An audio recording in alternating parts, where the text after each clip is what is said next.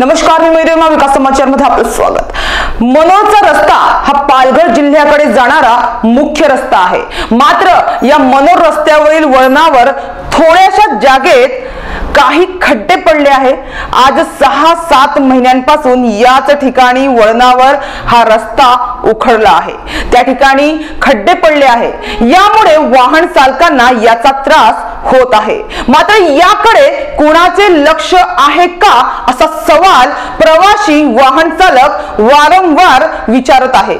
मात्र हा रस्ता आमच्याकडे नाही, आमच्या अंतर्गत नाही, दुसरे अधिकारी त्यांना फोन करा असेच उत्तर काही अधिकाऱ्यांकडून मिळत असून मात्र आता जनतेने हा प्रश्न कोणाकडे मांडावा असा प्रश्न उपस्थित होत आहे। मनोर गावातील तौफिक घाची यांनी व इतर ग्रामस्थांनी आपल्या श्रमदानातून वेळोवेळी हे खड्डे बुजवण्याचे प्रयत्न केला आहे। काही दिवसांपूर्वीच त्यांनी हे खड्डे बुजविले होते। मात्र हे काम प्रशासनाचे आहे।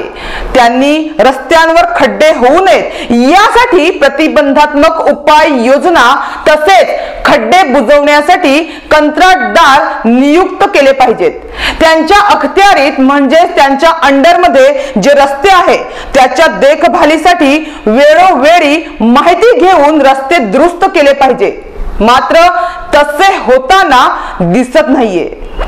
मोठमोठे टेंडर ज्या पद्धतीने एकत्र मिळून पास केले जातात त्याच पद्धतीने रस्त्यांवर असलेले जीवघेणे खड्डे, विविध समस्या, त्रुटी भरून काढण्यासाठी सुद्धा एकत्र मिळून चर्चा करून उपाययोजना केली तर टेंडर भले करोडोचे पास करून खिशात घाला, जनता विचारणार नाही आणि विचारायला येणारही नाही। मात्र वेळेवर सर्वसामान्य जनतेला सुविधा द्या अशी चर्चा एका आम नागरिकाकडून होत आहे।